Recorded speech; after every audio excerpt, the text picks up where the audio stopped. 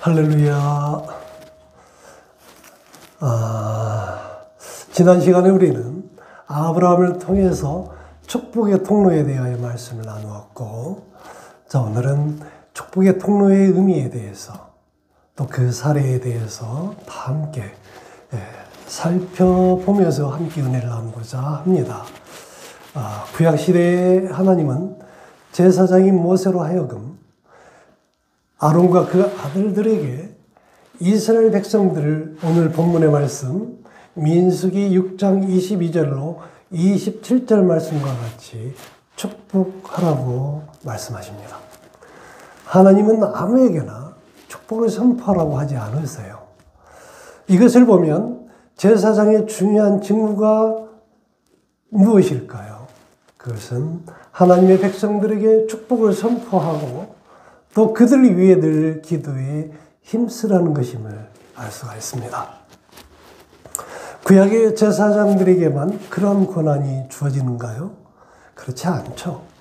언약의 백성인 신약 시대를 살아가는 우리도 왕같은 제사장인 줄 믿으시기 바랍니다. 베드로전서 2장 9절 말씀이 있죠. 그러나 너희는 택하신 족속이요 왕같은 제사장들이요 거룩한 나라요 그의 소유가 된 백성이니 이는 너희를 어두운 데서 불러내어 그의 기이한 빛에 들어가게 하신 그러한 이의 아름다운 덕을 선포하게 하려 하심이라. 이렇게 말씀해 주고 있습니다. 다시 말해서 여러분들은 왕같은 제사장임을 믿으시기 바랍니다. 그래서 우리는 언제든지 그 은혜의 보좌 앞에 담대히 나아가서 하나님을 예배할 수 있고 기도할 수 있고 말씀에 근거하여 자녀를 위하여 또 누군가를 위하여 축복하고 기도할 수 있는 것입니다. 내가 누군가의 축복의 통로가 된다는 것은 나로 인하여 누군가가 복을 받는다는 것을 의미합니다. 나로 인해서 하나님을 모르던 사람이 하나님을 알게 되고 또 나로 인하여 하나님을 만나게 되고 병들어 있는 사람들이 나의 기도를 통하여 고침을 받게 되고 또 누군가가 나로 인해서 기도의 응답을 경험하게 된다면 또 누군가가 나로 인해서 하나님의 사랑과 위로를 경험하게 된다면 또 누군가가 불안 속에 살고 있었던 사람이 나로 인해서 하나님이 주시는 참 평안을 받아 누리게 된다면 그것이 바로 축복의 통로로서의 내 역할과 내 소임을 다한 것이라고 말씀드릴 수가 있습니다. 자, 축복의 통로에 대해서 한 토막 실화를 말씀드리고자 합니다. 두 친구가 있었어요. 이 친구들은 고아원을 함께 다녔던 친구들이었는데 두 친구가 다 명석했어요. 그래서 그들이 다니는 학교에서 전교 1, 2등을 서로 번갈아 가면서 하게 되었는데 이제 이들이 18세가 되니 이제 초등학교, 중학교, 고등학교 18세가 되어지니 이제 고아원을 나가게 되었어요. 규정이 그렇게 되어 있어요. 세계 어떤 고아원이든 그들이 성인이 되면 고아원을 떠나게 되어 있거든요. 그래서 이 두 친구는 고아원을 떠나서 각자의 길을 가게 되었을 때 서로 굳게 손을 잡고 약속을 합니다. 10년 뒤에 우리가 다시 만나서 우리의 선한 사업을 서로 힘을 합하여 이루어가자. 그러기 위해서 우리가 10년 동안 열심히 일해서 각자의 분야에서 성공된 모습으로 만날 수 있도록 하자. 그렇게 다짐을 해요. 그리고 헤어졌어요. 그렇게 해서 한 친구는 이제 두 친구의 큰 차이가 있다면 그거예요. 한 친구는 믿음 생활을 열심히 했어요. 주일 성수를 잘 지키고. 그래서 그가 섬기는 교회 안에서 모든 교회 성도들이 한 가족처럼 아껴주고 사랑하고 귀여움받고 인정받고 또 그렇게 성실하게 이제 신앙생활을 하니 모두가 다 아껴주고 보살펴주고 인정해주고 그러는 거예요. 그래서 매일같이 고아원에서보다도 더 행복한 삶을 살아가는 거예요. 그리고 늘 목사님 설교 말씀을 순종하고 말씀에 묵상하면서 그 말씀대로 살려고 노력을 하다 보니 그가 하는 일마다 잘 되어지고, 그래서 이제 20대 후반쯤 되었을 때 작지만 무려 5개나 되는 회사를 경영하는 경영주가 되었어요. 자, 그런데 다른 한 친구는 그렇게 해서 고아원을 떠나서 세상에 나아갔는데 영특한 자기의 여러 가지 재능을 세상 사람들이 이용하는 거예요. 또 자기를 악용하는 거고 자기의 재능을 빼앗아가는 거고, 그래서 결국은 자기는 이용만 당하는 꼴이 되는, 그래서 힘들게 고생했지만 자기에게는 돌아온 것이 없는 그런 사회가 너무 싫어요. 그래서 억울하고, 그래서 화가 나고, 그리고 화가 나서 한 잔, 억울해서 한 잔, 기분 나쁘다고 한 잔, 이래 한 잔, 저래 한 잔 하다 보니 술 중독이 되었어요. 그리고 술 주정꾼이 되어서 집 없이 이제 잠은 공원에 가서 자고, 그리고 이제 날이 밝으면 구걸을 하고. 그런데 어느 날 이제 새벽같이 일어나서 보니 10시가 되어야 공원의 문을 열고 사람들이 들어오면 그래야 이제 영업이 시작이 되어지고, 그렇게 해서 한 푼 두 푼 얻은 돈으로 술이라도 사 먹을 수 있게 될 터인데 이제 새벽이다 보니 아무것도 할 것이 없는 거예요. 그래서 이 친구는 주변을 두리번거리고 보았더니 이 음식 쓰레기 남은 거라도 이렇게 주워 먹으려고 이렇게 하다가 신문지를 이제 펼쳐들고 신문에 여기저기를 보게 되었어요. 그런데 그 신문 구석대기 한 코너에, 자, 20대 나이에 미래의 미국 경제를 이끌어갈 인재, 미래가 기대되어지는 청년 CEO에 대한 기사가 실려 있어요. 근데 그 기사를 읽어보니 바로 얼마 전에, 몇 년 전에 10년 뒤에 다시 만나기로 서로 약속을 하고 헤어졌던 그 친구에 대한 기사가 실려 있었어요. 그래서 이 친구는 깜짝 놀라죠. 그리고 돌이키게 됩니다. 그리고 새로운 출발을 생각을 해요. 그런데 가진 것이 없으니, 자, 입고 있는 것은 이제 여러 겹 걸치고 있는 누더기에 냄새나는, 냄새에 쪄들리는, 그리고 머리는 봉도난 말이고, 또 뭐 얼마 동안 목욕을 하면서 걸어만 가면 사람들이 다 피해가는 냄새 때문에 그런 처지이다 보니 이래가지고서는 아무것도 할 수 없겠구나. 그래서 작은 방이라도 하나 얻고 옷을 사 입고 깨끗하게 이렇게 새 단장을 할 수 있는, 그리고 이제 술 중독이 되어 있고 병들어 있는 몸을 고칠 수 있는 그런 건강을 회복할 수 있도록 하기 위해서는 약간의 돈이 필요한데, 세상 천지에 아는 사람이라고는 아무도 없는 터라 이제 그 친구를 찾아가게 돼요. 그래서 그 친구를 찾아갔는데 그 친구가 만나줄까요? 만날 수가 없었어요. 그 이유는 수위가 들어가지 못하게 막는 거예요. 아무리 그 회사의 회장이 절친이라고 해도 이 수위는 듣질 않아요.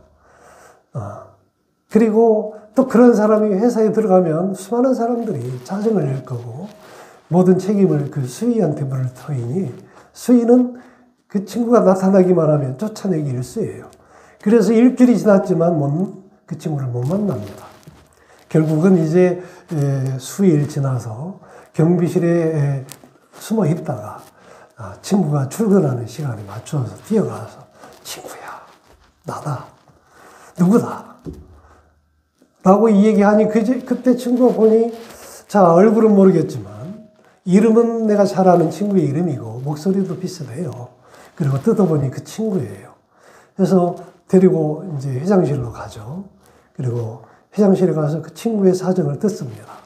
들어보니 친구가 새 출발을 하겠다는데, 그래서 필요한 것들이 이제 있는 거예요. 여러분들 같으면 그 친구의 부탁을 들어주겠어요? 물론 들어주죠. 그런데 이 친구는 세 가지 약속을 합니다. 첫째, 술을 끊어라. 둘째, 아프지 않는 이상 일을 해라. 셋째, 주일 성수 철저히 지켜라. 자, 이런 다짐을 받고 이제 그 친구에게 약간의 돈을 빌려줘요. 그리고 이 친구는 그 돈을 빌려서 이제 그런저런 준비를 해서 어느 작은 페인트 회사에 들어가서 일을 합니다. 그리고 그 세 가지 원칙, 아프지 않는 이상은 일을 해라. 그 약속을 늘 생각하면서 자기가 맡은 일을 열심을 다해 정말 감동이 되는 그런 일을 하게 돼요.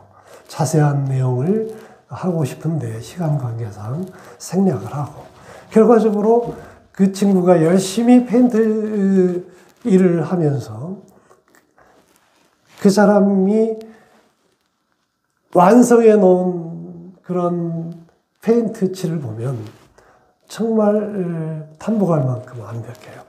그리고 그 주변도 깨끗하게 정돈을 해놓고, 그래서 페인트 칠해 놓은 것이 훨씬 더 값지게 보일 수 있도록 그렇게 마무리를 하고 가는 거예요.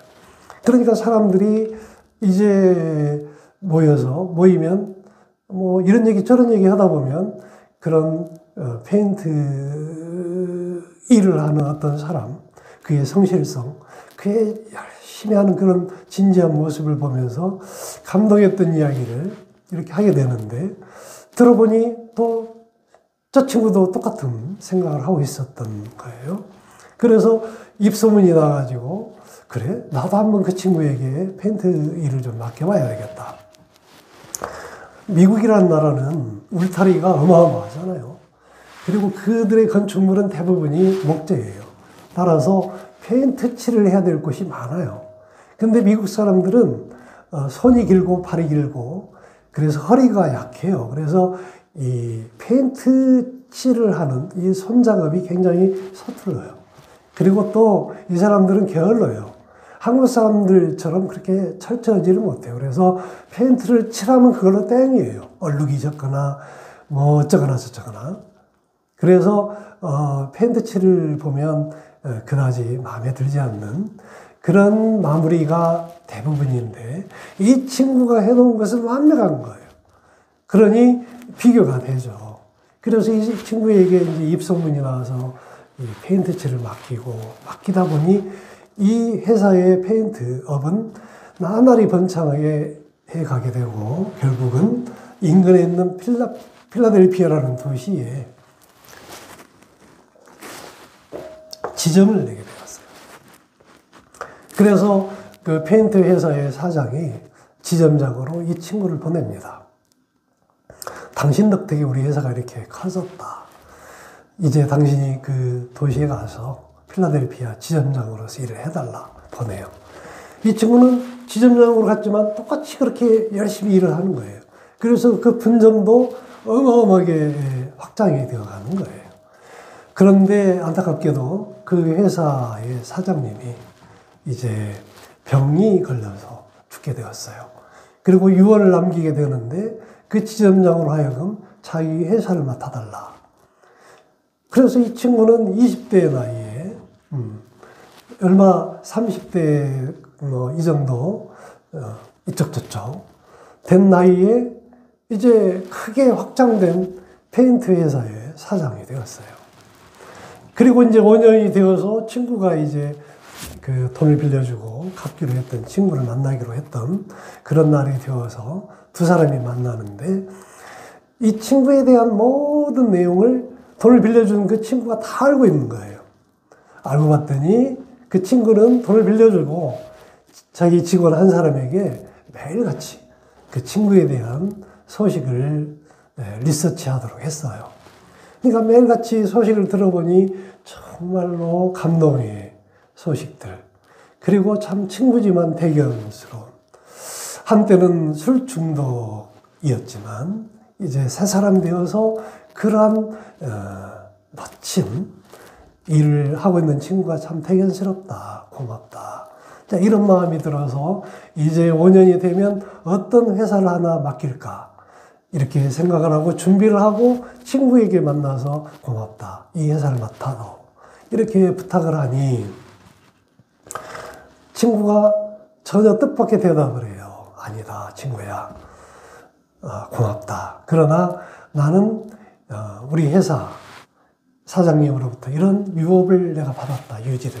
그래서 내가 맡은 그 회사를 더욱 나는 번창시켜갈 계획이다. 그 일에 나는 매진하려고 한다. 다만 친구 너에게 받은 그 고마움을 나 혼자만 받기에는 너무 아쉬우니, 자, 우리에게는 고아원이 고향 같았고, 때로는 또 고향, 또 친지들 같았고, 부모 같지 않았느냐. 따라서 그런 고아원을 나도 이제 고아가 된 세상의 사람들에게 그런 고아원을 세워서 그런 고아원을 그들에게 선물해 주고 싶다. 그 일을 나는 하고 싶다. 기왕이면 내가 하고자 하는 그것을 나와 뜻을 함께해서 그 일을 같이 했으면 좋겠다. 이런 얘기를 하는 거예요. 그러니까 그 친구는 더 감동하죠. 친구야, 맞다. 내가 하고자 하는 일이 바로 그거였다. 우리 같이 한번 해보자. 해서 그 두 사람이 세계 각처에 고아원을 세워서 이제 꿈을 잃은 부모가 없는 수많은 어린 생명들에게 그들이 잃어버린 꿈과 희망을 심어주는, 그래서 그들에게 예수님 사랑을 온전히 전하는 그런 축복의 통로로서의 역할을 수행했다는 그런 사례. 그 정확한 그분들의 이름이나 또 그들이 세웠던 고아원이나 또 그들이 운영했던 회사가 어떤 회사였는지는 제가 잘 모르지만 제가 기억하는 것은 하나예요. 부산에 있는 그 분예일 고아원인가에 고아원을 세웠고, 우리나라뿐만이 아니라 세계 각처에 그들이 많은 고아원을 세워서 운영했다는, 자, 그런 이야기를 제가 축복의 통로의 사례로서 이렇게 말씀드리고 있는 이유는 우리의 오늘 사는 우리 기독교인들에게도 이 세 가지 원칙은 똑같이 적용되어진다는 것을 말씀드리고자 하는 것입니다. 자, 첫째가 뭐였나요? 자, 술을 끊어라. 자, 여기에서 말하는 술은 잘못된 습관을 말해요. 잘못된 관행을 말합니다. 또 우리를 붙잡고 있는 어둠을 말해요. 우리를 절망의 구렁텅이로 빠뜨리고 있는 좌절과 슬픔, 고통의 어떤 불씨, 쓴뿌리를 말해요. 이런 어둠은, 이런 술을 끊을 수 있는 힘은 어디에서 비롯되어지느냐 하면 빛이신 말씀, 하나님의 말씀밖에 없음을 믿으시기 바랍니다. 예수님의 참빛이신, 참빛이신 예수님밖에 없어요. 그러지 아니하고서는 우리를 붙잡고 있는 어떠한 쓴뿌리도, 어떠한 어둠도 우리는 극복할 수가 없는 것입니다. 자, 이 세 번째 또 약속이 뭐였냐면 주일 성수를 철저히 지켜라. 이게 어떻게 보면 첫째예요. 주일 성수를 철저히 지키고 주의 말씀을 철저히 묵상하다 보니 그를 붙잡고 있는 모든 어둠을 끊어낼 수가 있었던 거죠. 그래서 절대 이길 수 없는 어떤 좌절의 구렁텅이에서 빠져나올 수 있었던 거예요. 자, 우리에게도 참 빛이신 주님의 말씀이 우리에게 늘 함께 우리의 삶 가운데 철저히 녹아 들어야만 한다는 것을 말씀드립니다. 잘못된 습관에서 벗어나려면 우리의 생각을 바꾸어야만 하는데, 안타깝게도 생각은 습관을 낳고, 그래서 습관이 우리를 계속해서 절망의 구렁텅이로 빠뜨리고 있는 것인데, 자, 우리가 생각을 바꾸게 되면 우리의 잘못된 습관이 바뀌게 되어져서 우리의 운명도 달라지는 것임을 두 친구의 사례를 통해서 우리가 알 수 있는 것입니다. 자, 두 번째는 아프지 않으면 일을 해라. 이건 성실의 문제예요. 성실의 문제입니다. 유능하지만 성실하지 못한 사람은 잘려요. 그냥 잘리는 것이 아니고 덤이 붙여져요. 어떤 덤을 붙게 되냐면 건방지다. 또는 뭐 싸가지가 있네 없네. 그러니까 영리하지만 능력이 있지만 성실하지 못한 사람은 그렇게 운영주로부터 찍히게 돼요. 그리고 이제 버림을 받습니다. 그러나 일을 잘못해도 능력이 좀 부족해도 열심히 성실한 사람은 추천을 들을 망정 잘리지는 않아요. 그런데 그런 사람이 점점 일을 잘하게 되면 감동을 얻어요. 그래서 정말 소중하게 쓰임을 받는 그런 사례가 많아요. 성경에서 나오는 수많은 일꾼들은 다 이런 사람들이에요. 스테이디하게 성실한 사람. 그냥 재능이 있어서 또 머리가 좋아서 쌈박하게 일을 해놓고 빈둥빈둥 노는 사람은 그렇다니까요. 아무리 결과가 좋아도 타박을 얻는 경우가 많고 주변 사람들로부터 손가락질을 당하기가 일수다. 자, 오늘날의 시대는 좀 달라졌죠. 이런 사람이 일을 해요. AI 시대에는 이런 사람이 필요하다고 해요. 그래서 이런 사람들의 재능과 또 창의성과 상상력이 이제 우리 시대를 이끌어가는 그런 세대가 되었지만, 그러나 오랫동안 우리를 지배하는 것은 성실성이 모든 걸 좌우하는 그런 시대였다라고 말씀을 드리고, 그 다음에 세 번째, 안식일에 대한 이야기는 두 가지 의미가 있어요. 안식일은 주일 성수를 지키라, 주일날을 꼭 뭐 이렇게 하라는 것은 너무나 중요하기 때문에 따로 제가 말씀드리지 않겠습니다. 시간 관계상 안식일의 참음이 두 가지 중에 하나는, 우리 육신은 일주일 중에 하루는 참 휴식이 필요해요. 그러지 않으면 탈나요. 그래서 건강을 잃게 될 수가 있어요. 그래서 참 휴식을 취해라, 이런 의미가 있어요. 그 다음에 또 하나의 의미는 천국 안식을 미리 하루 당겨서 누려라. 그러니까 천국 생활을 영원한 그 안식을 7일이 되면, 주일날이 되면 그런 생활을, 천국의 생활을 하루라도. 그래서 아버지의 집에 가서 아버지 하나님이 주시는 사랑을 받고, 하나님이 주시는 영의 안식을 받아 누리고 은혜를 받고 세상에 나가서 세상을 위해서 열심히 봉사하고 이바지해라. 그런데 교회 가서 앉았다만 와. 그러면 식사를 하루 세 끼를 해야 되는데 하루 세 끼는 고사하고 숟가락 하나, 밥 한 숟갈만 뜨고 나면 배고프겠죠. 그러듯이 교회 와서 그냥 앉았다만 있다가 가는 사람은 하루 세 끼를 다 먹지 아니하고 또 먹어도 푸시하게 먹어서 배고픈 사람과 같은 꼴이 된다.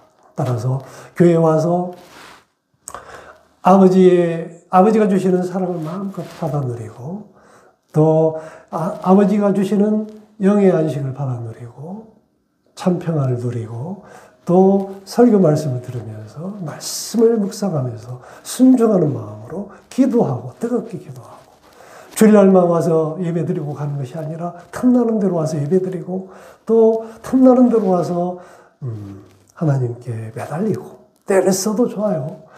기도하는 거죠. 그렇게 기도하고 매달리고 부탁하고, 또 실망할지라도 좌절하지 않고 또다시 오늘도 내일도 계속해서 그렇게 하나님과의 교통에 힘쓰는 그런 사람을 하나님은 참 사랑하시고, 또 그런 사람을 축복의 통로로 쓰시는데 어떻게 쓰시냐면 아브라함과 같이 7가지 복을 주어서 거룩하고 존귀하게 사용하신다 라는 것이 오늘 제가 여러분들에게 전하고자 하는 말씀의 요지입니다. 우리 모두 축복의 통로가 될 수 있는 그러한 결단과 믿음으로 우리를 붙잡고 있는 세상의 모든 쓴뿌리는 제거하고, 우리를 붙잡고 있는 모든 부정적인 것, 그리고 모든 원망은 다 내려놓고 오직 주님이 주시는 참 희망과 소망을 가지고 주님이 주시는 참 빛이신 말씀을 붙잡고